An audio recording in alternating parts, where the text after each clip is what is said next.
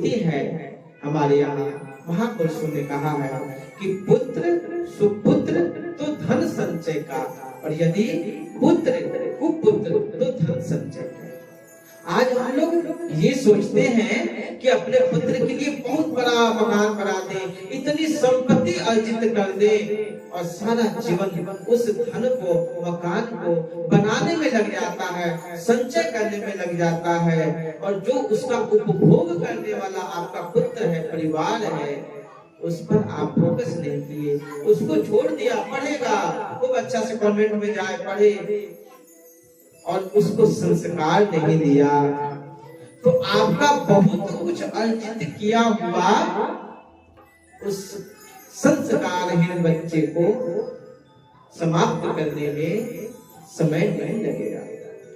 और अगर आपने धन संचय न किया हो और अपने बच्चे को संस्कारवान बनाया हो, अपने बच्चे को मेहनत दी, अपने बच्चे को ऊर्जावान, संस्कारवान और गुरु घर का भक्त बनाया हो, तो आप कभी भी दुखी नहीं होंगे।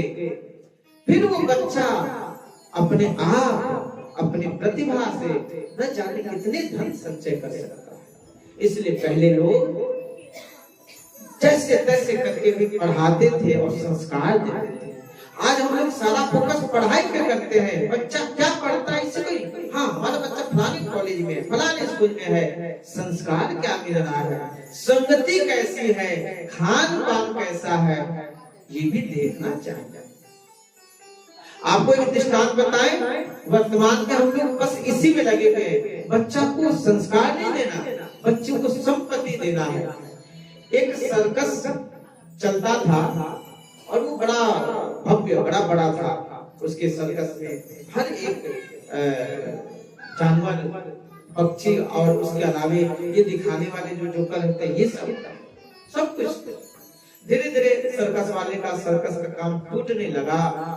उसके यहाँ शेर था एक, बाकी को तो हटा दिया। एक शेर जो वृद्ध था थोड़ा, पर इधर काम नहीं चल रहा था, तो उस शेर को सोचा कि क्या करें, सोचा चलो जंगल में छोड़ देते हैं, बेचारा वहां रह जाएगा, खाएगा पिएगा, अब इसको क्या बेचना है।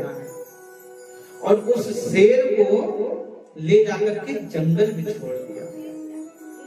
शेर गया जंगल में घूमने लगा, ये अपने घर आ गया कि अब तो शेर स्वतंत्र हो गया, और अब शेर स्वतंत्रता में अपनी इच्छा से खाएगा पिएगा, खुश होगा। इतने दिन तो हमारे बंधन में था।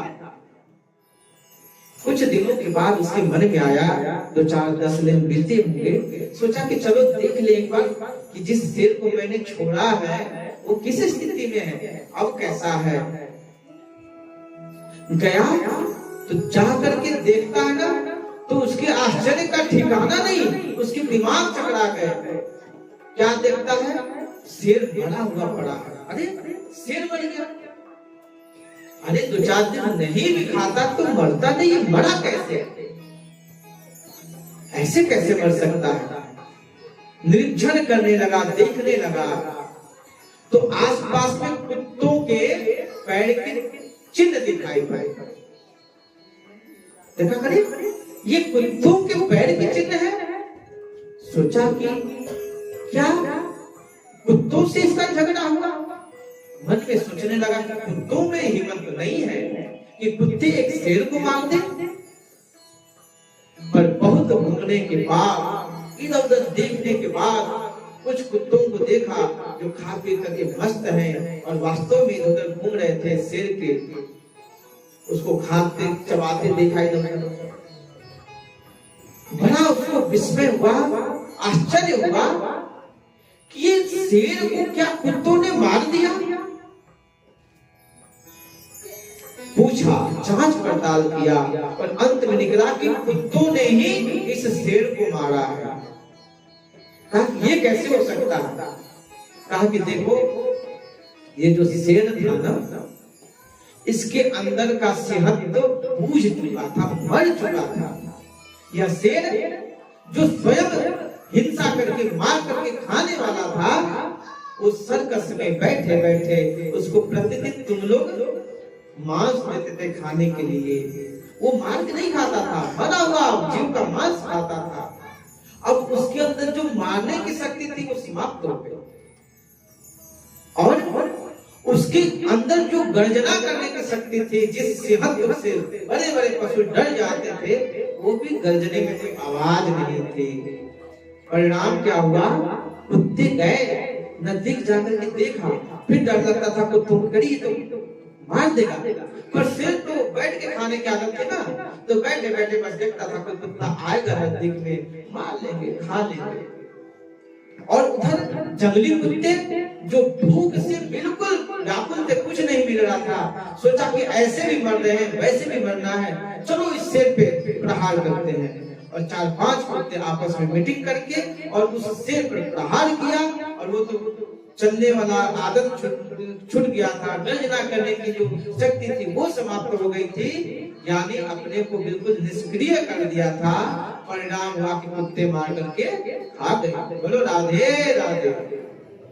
कहने का मतलब कि जब आप अपने संतति के लिए केवल उपभोग करने की वस्तुओं को संचय करने लगेंगे, तो जो उस बच्चे में कुछ करने की कर्मठता है, जो ऊर्जा है, वो समाप्त हो जाएगा।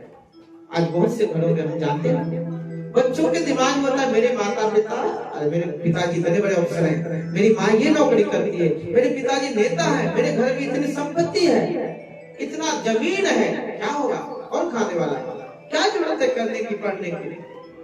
और आप भी सोचते हो कि चलो सब इसी के लिए नहीं, बच्चे के अंदर जो उसके अंदर की प्रतिभा है उसको जागृत करिए, उसके अंदर संस्कार का बीजारोपण करिए। और ये सब ऐसे कहने से नहीं होगा, संतों का सानिध्य ग्रहण करिए, संतों के पास छोटे से हिलाने का संस्कार डालिए, क्योंकि आपकी जो सबसे बड़ी संपत्ति है वो आपकी संतति है। क्योंकि पुमान त्रायते इति पुत्र, पुत्र किसे कहते हैं? जो अपने माता पिता को, अपने पूर्वजों को नरक से त्राण दिलाए।